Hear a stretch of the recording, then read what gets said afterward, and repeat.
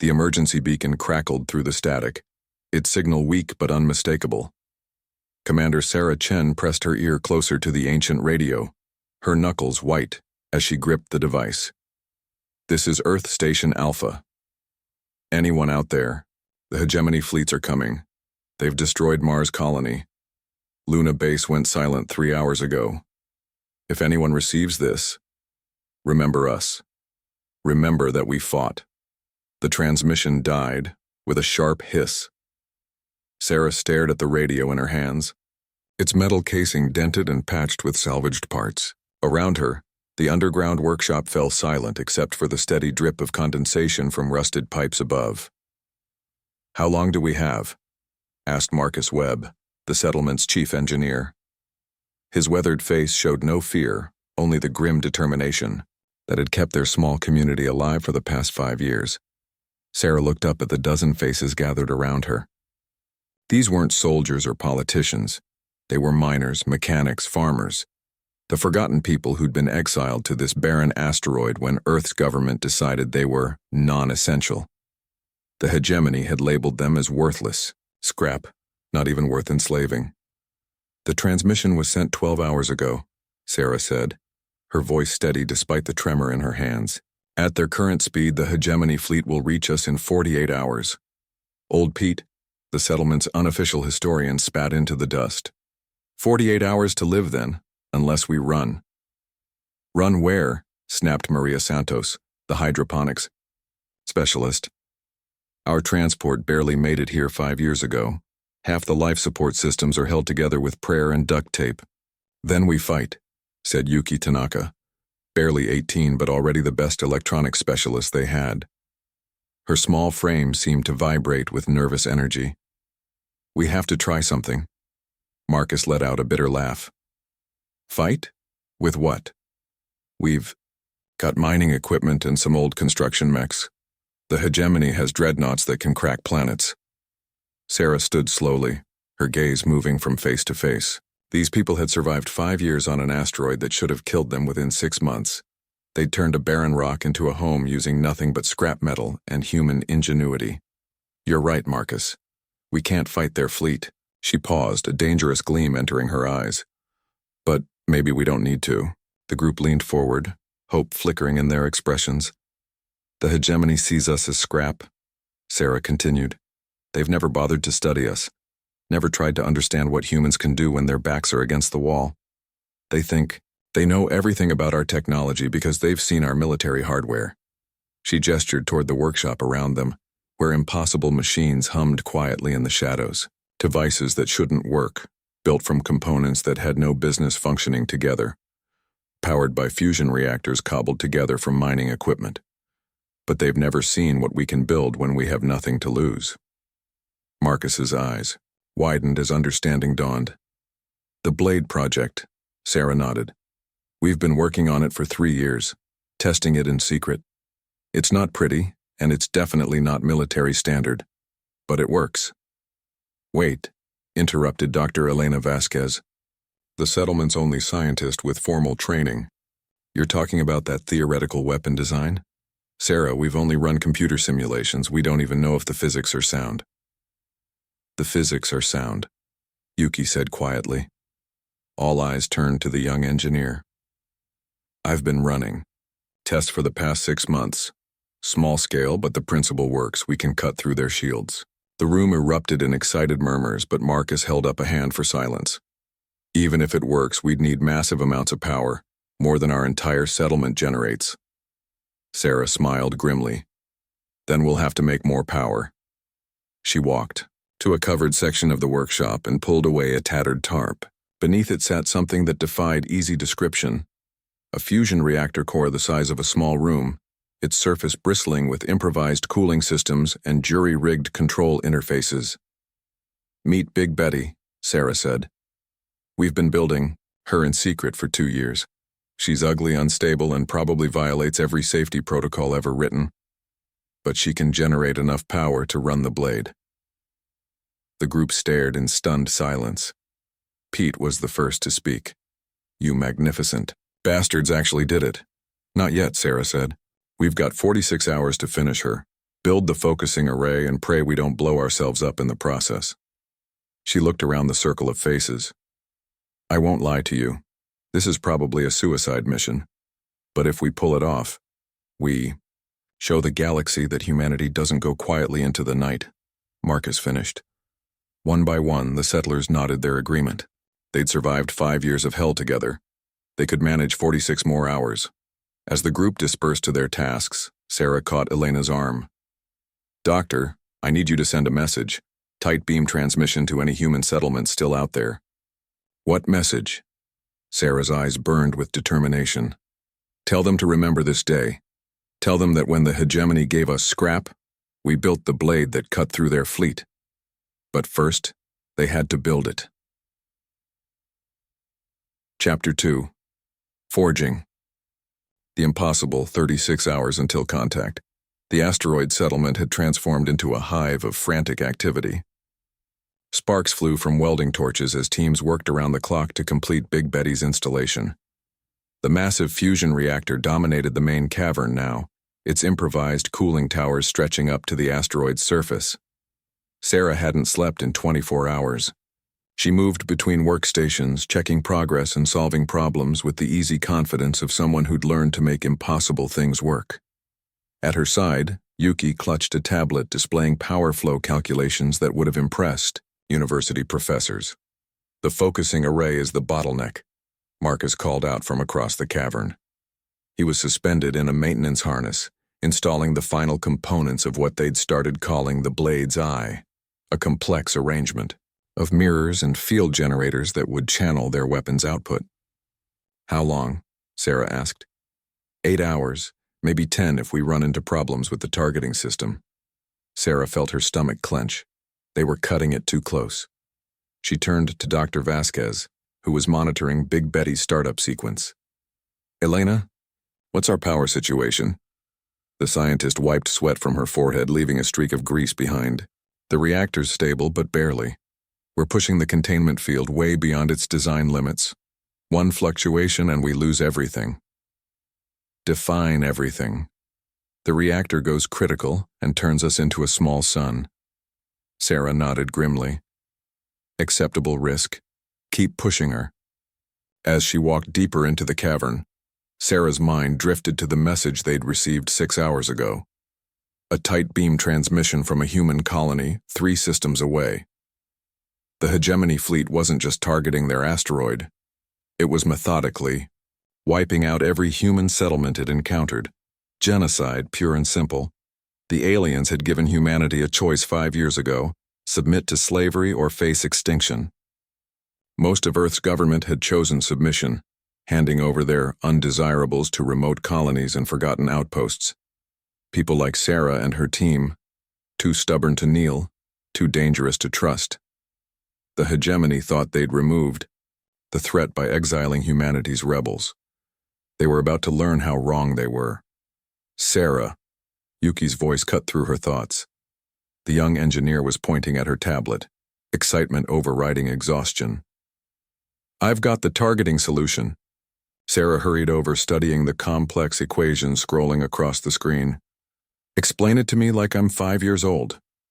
Yuki grinned. The hegemony fleet travels in a standard formation. Dreadnoughts in the center, destroyers on the flanks.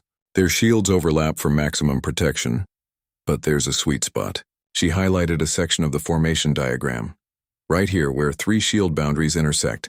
For exactly 0.3 seconds during their approach, there's a gap in their defenses. The blade can punch through and hit their flagship's reactor core.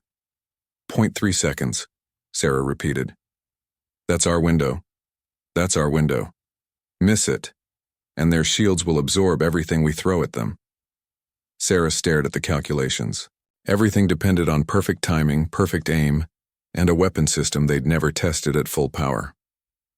She thought about the thousands of people in the hegemony fleet, soldiers following orders, just like she used to do. Then she thought about the children on Luna Base, the families on Mars Colony. The choice had been made for them long ago. Can you make the shot? She asked. Yuki's grin faded, replaced by grim determination. Give me Big Betty's full output, and I'll put our beam right through their flagship's heart. 20 hours until contact. The blade was taking shape. What had started as scattered components and theoretical designs was becoming something real. A weapon unlike anything in recorded history. Not elegant like hegemony technology. Not refined like the old Earth military's toys. It was humanity. Distilled. Rough. Improvised. And absolutely lethal. Maria emerged from the hydroponics bay carrying trays of food for the work crews. Sarah, you need to eat something. Sarah accepted a protein bar without looking away from the targeting array. Later. We're too close to stop now. If you collapse from exhaustion, there won't be a later for any of us. Before Sarah could argue, alarms began blaring throughout the cavern. Red lights flashed as automated systems detected an incoming transmission. Elena's voice echoed through the settlement's speakers. Long-range sensors are picking up a massive energy signature. The hegemony fleet just dropped out of hyperspace at the system's edge. Sarah felt her blood turn to ice. How long until they reach us? 18 hours. They're coming fast. The work crews had stopped to listen. Sarah could see fear in their faces, the sudden realization that death was racing toward them at a significant fraction of light speed. She climbed onto a metal crate, raising her voice to address the entire settlement. Listen to me. We knew this moment would come. Every hour we've spent on this rock, every repair we've made, every small victory we've achieved, it was all preparing us for this. She gestured toward the blade, its focusing array nearly complete. The hegemony thinks they're hunting mice. They're about to discover they're facing lions. Pete stepped forward from the crowd. What do you need us to do, Commander? Sarah felt a surge of pride. These people could have broken long ago. Instead, they'd chosen to fight. Finish the blade. We've got 18 hours to save humanity. As the crews returned to their work with renewed determination, Sarah pulled Elena aside. I need you to prepare one more transmission. What kind? Sarah's expression was grim. A warning. If we fail, other human settlements need to know what's coming. But if we succeed, she paused. If we succeed, I want every human in the galaxy to know that we didn't go quietly. 16 hours until contact and the impossible was becoming reality. Chapter 3. The Edge of Extinction. 6 hours until the hegemony fleet arrived, and everything was going wrong. Temperature spike in reactor core 7, Elena shouted over the blaring alarms. We're approaching critical. Sarah sprinted across the cavern, dodging sparks from overloaded circuits. Big Betty was pushing beyond every safety limit, her improvised cooling system struggling to contain the massive energies they were generating. Steam hissed from ruptured pipes while emergency lights bathed everything in hellish red. Shut down secondary power feeds, Sarah ordered. Route everything to the primary cooling system. If we do that, we lose the targeting array, Yuki protested, her fingers flying over the control interface. If we don't, we lose everything. The decision made itself as another temperature alarm, screamed. Marcus, still suspended in his maintenance harness 40 feet above, began the shutdown sequence. The blade's focusing mirrors went dark one by one. Sarah felt despair creeping in. They were so close. The weapon was 90% complete, the targeting solution was perfect, and they had enough power to punch through a moon. But without the targeting array, they were just an expensive way to commit suicide. Sarah. Old Pete appeared at her elbow, his weathered face calm despite the chaos around them. You need to see this. He led her to a communications station where Dr. Vasquez was hunched over a receiver, tears streaming down her face. What is it? Sarah asked. Elena looked up, her expression a mixture of grief and rage. I've been monitoring transmissions from other human settlements. The hegemony isn't just destroying our colonies, they're broadcasting it, turning our deaths into entertainment for their homeworlds. She activated a speaker and alien voices filled the air. Sarah didn't understand the language, but the tone was unmistakable. Amusement, satisfaction, the sound of predators enjoying their hunt. They're laughing, Pete said quietly. Our children are dying, and they're laughing. Sarah felt something cold and hard settle in her chest. This wasn't just about survival anymore. It was about dignity, about proving that humanity deserved better than becoming a footnote in alien history books. She turned back to the reactor, where her teams were still fighting to bring the cooling system under control. Yuki, how long to restore the targeting array? 4 hours minimum. We don't have 4 hours. Sarah's mind raced through alternatives. The fleet would be within weapons range in 6 hours. Without the targeting array, they couldn't make the precision shot needed to penetrate the flagship's shields. Unless... Marcus, she called up to the engineer. What if we don't try for precision? He paused in his work, looking down at her with confusion. What do you mean? The targeting solution assumes we're trying to hit one specific point. But what if we hit everything at once? Yuki's eyes widened as she understood. A wide beam dispersal. Instead of a focused lance, we create an energy wave that covers their entire formation. Would it work? The power requirements would be enormous. We'd need to channel Big Betty's entire output through the primary focusing lens without any of the secondary arrays to modulate the beam. Elena shook her head. That's suicide. The feedback would destroy us in seconds. Sarah looked around the cavern at her people, her family. They'd survived 5 years of impossible odds together. Maybe it was time to play one final impossible card. What if we don't try to survive it? The question hung in the air like a challenge. Sarah continued, her voice gaining strength. We've spent our whole lives being told we're expendable, non-essential, scrap. What if we prove them wrong one last time? Marcus slowly descended from his harness, understanding dawning in his eyes. A kamikaze run. We pour everything into one massive pulse. The asteroid won't survive, Elena warned. The gravitational stress alone. But the hegemony fleet won't either, Yuki finished. She was staring at her calculations, a strange smile spreading across her face. Sarah, this is insane, and it might actually work. Old Pete stepped forward. I've lived through 83 years of being told I don't matter. If I'm going to die, I'd rather it be as a lion than a lamb. One by one, the other settlers nodded their agreement. They'd already lost everything that mattered except each other. Now they had a chance to make their deaths count for something. All right, Sarah said. New plan. We turn Big Betty into the biggest bomb in human history and aim it at the heart of their fleet. But first we send a message. 3 hours until contact. The settlement had transformed into something between a weapons platform and a funeral pyre. Big Betty's containment field glowed white-hot as the fusion reactor built toward critical mass. Every non-essential system had been stripped for parts, their components jury-rigged into the primary focusing array. Sarah stood in the communications center, speaking into a transmitter that would broadcast her words to every human colony within 50 light-years. This is Commander Sarah Chen of the Titan Mining Collective. In approximately 3 hours, the hegemony fleet will arrive at our position expecting to find helpless civilians ready for slaughter. Instead, they will find something else entirely. She paused, looking through the reinforced window at her people, making final preparations. For 5 years we have been called non-essential. Scrap. The dregs of humanity not worth saving. Today we prove that human worth isn't measured by alien standards. The targeting display showed the hegemony fleet approaching, their massive ships blotting out stars as they advanced in perfect formation.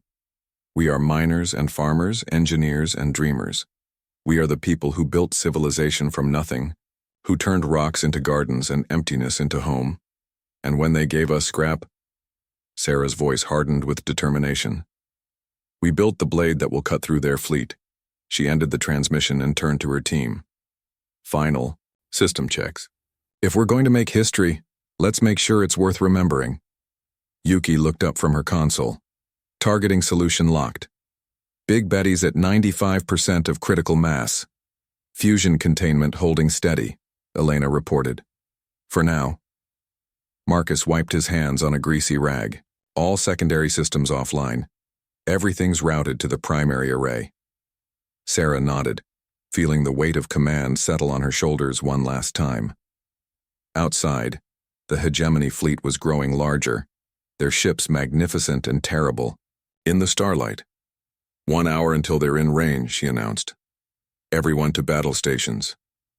As her people took their positions, Sarah allowed herself one moment of quiet reflection. They'd come so far from that first desperate day on the asteroid. Against all odds, they'd built something beautiful here. Not just the weapon, but the community that created it. Now it was time to show the galaxy what humanity could do when its back was against the wall.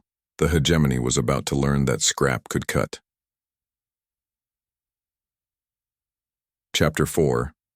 The Blade Unleashed. 30 minutes until contact, and the hegemony fleet filled their view screen like a wall of metal and death.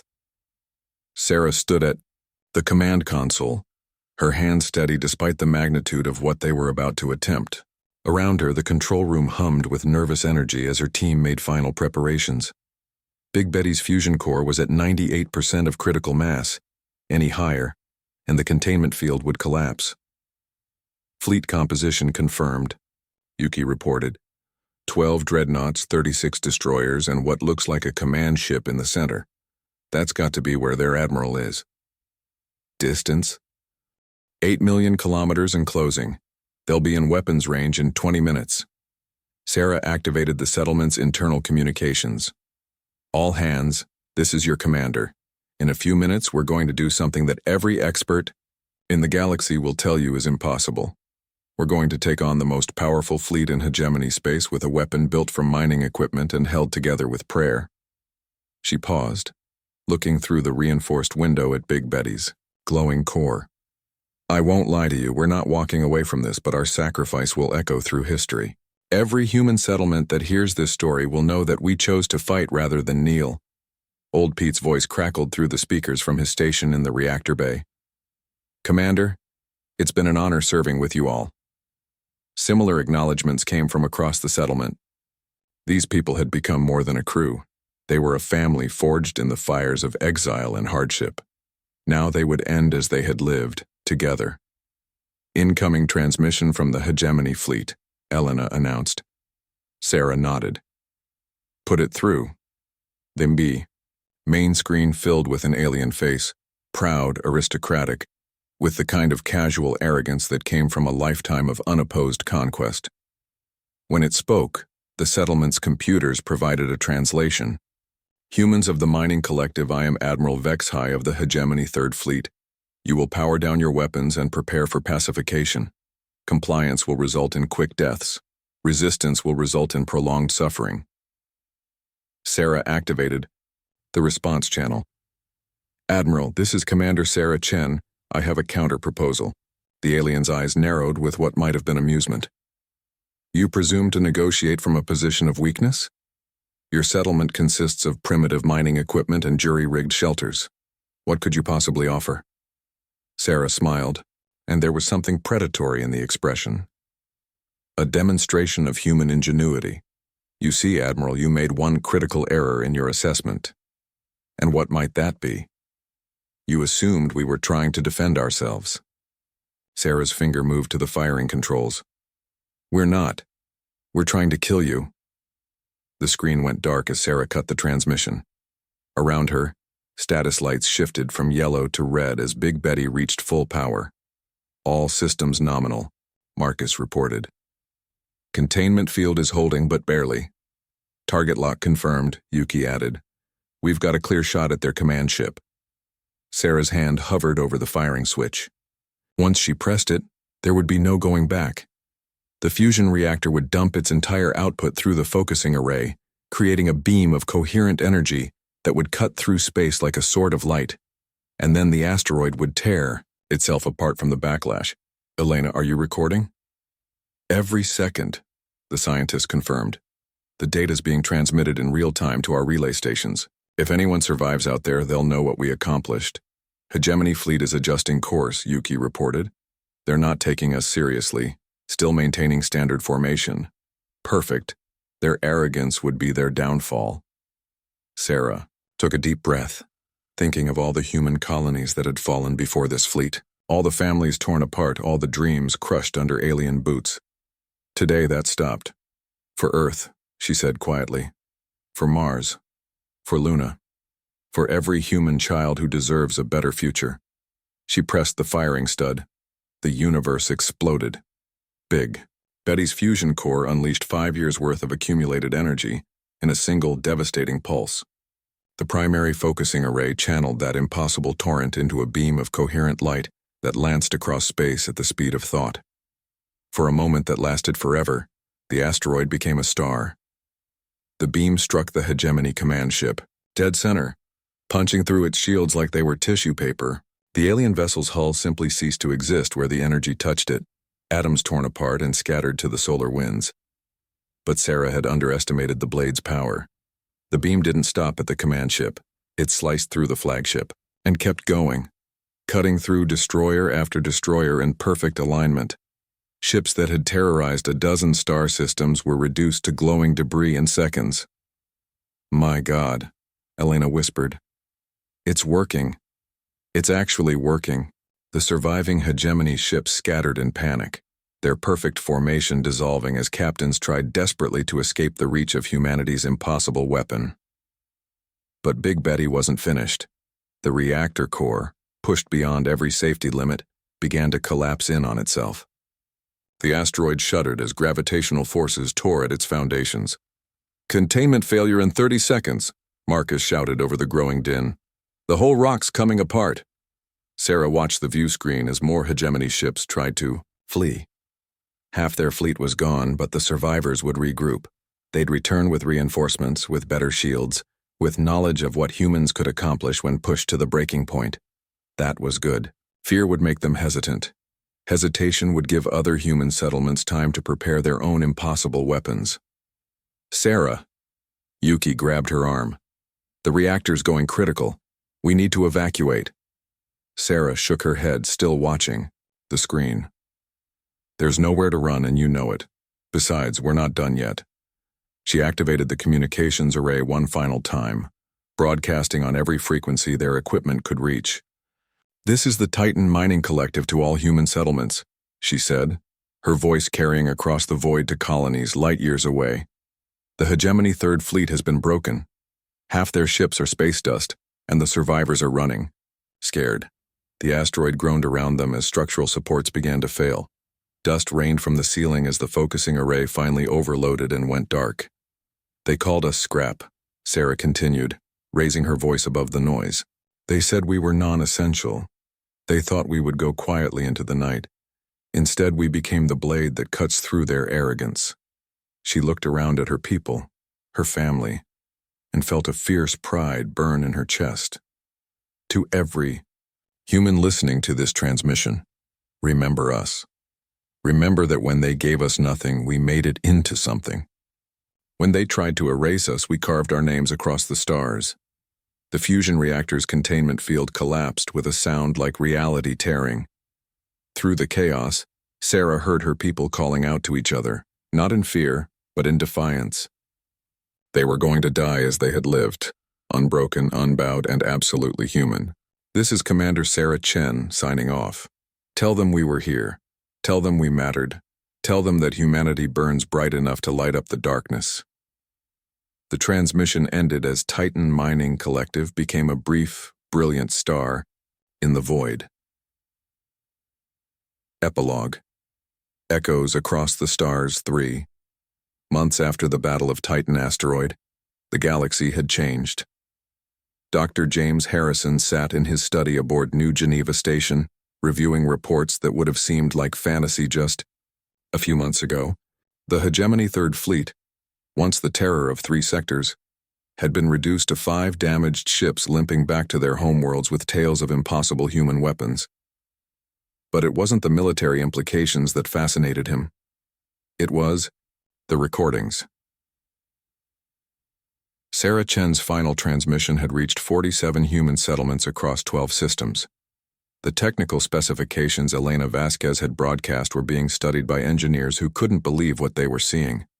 Fusion reactors built from mining equipment, focusing arrays assembled from salvaged communications gear, a weapon system that violated every principle of accepted physics. Yet the wreckage of 11 hegemony dreadnoughts proved it had worked. "Computer, Play transmission log 77 Alpha, Harrison commanded. The speakers filled with a familiar voice, young, determined, carrying the accent of the outer colonies. Yuki Tanaka's final message to her family on Europa Station had become something of a legend. Don't mourn for us. We knew what we were choosing. The hegemony thought they could scatter us to the winds and forget about us. Instead, they gave us something precious. They gave us time to remember who we are. Harrison paused the recording, considering the implications. Across the galaxy, human settlements were emerging from hiding. Mining colonies were sharing technical specifications. Agricultural worlds were pooling resources to build defensive systems. The hegemony had tried to eliminate humanity's military capacity by exiling their undesirables to remote outposts. Instead, they'd created a distributed network of innovation and determination. His door chimed, and Harrison's assistant entered. "Doctor, the Council of Worlds is ready for your presentation." Harrison gathered his files and made his way to the Yatuidan Station's main conference room. Representatives from 30 human colonies waited around a holographic display table, their faces grim but determined. "Ladies and gentlemen," Harrison began, 3 months ago, the hegemony believed they had us beaten. Our military was scattered, our governments had surrendered, and our best people were exiled to the galaxy's forgotten corners.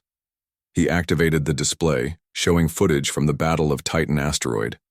The image of Big Betty's impossible beam, slicing through the alien fleet, never failed to take his breath away. 12 people changed everything. 12 miners and farmers and engineers who refused to accept defeat. They took scrap metal and turned it into the weapon that reminded the galaxy that humanity doesn't surrender. Murmurs of agreement rippled through the assembled representatives.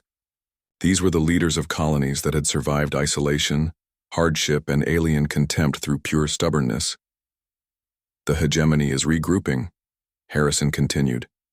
"They're building new fleets, developing countermeasures, preparing for what they now understand is a real war. But they've made a critical error." He gestured to the holographic display, which now showed a map of human settlements across the local sector. Red dots marked colonies that had gone silent. Green dots showed settlements that were still active. Yellow dots indicated colonies that had begun implementing the Titan protocols. Sarah Chen's technical specifications for building weapons from civilian equipment. There were a lot of yellow dots. They think we're still the same species they defeated 5 years ago. They don't understand that exile and hardship have forged us into something new, something stronger. Representative Maria Santos, not the hydroponics specialist from Titan but a woman who shared her name and determination, leaned forward. "What are you proposing, Doctor?" Harrison smiled, and there was something of Sarah Chen's predatory confidence in the expression. "The hegemony gave us scrap and expected us to disappear. Instead, we're going to build an arsenal that will cut their empire in half." He activated a new display showing technical schematics that would have been impossible 3 months ago.